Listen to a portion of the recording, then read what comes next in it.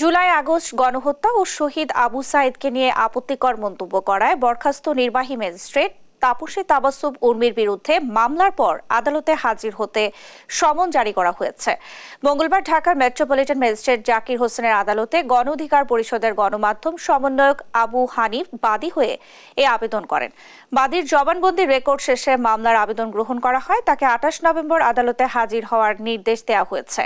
মামলার আবেদনে বলা হয়েছে, গেল ৫ অক্টোবর সামাজিক যোগাযোগ মাধ্যমে সুপ্রিম কোর্টের আপিল বিভাগের রেফারেন্সের ভিত্তিতে সংবিধান সম্মতভাবে গঠিত একটি সরকারের প্রধান সম্পর্কে বিষোদ্গার করেন উর্মি, যেখানে সরকার উৎখাতের হুমকি দিয়ে জনমনে ভীতি সৃষ্টি করা হয়েছে বলে মামলায় উল্লেখ করা হয়।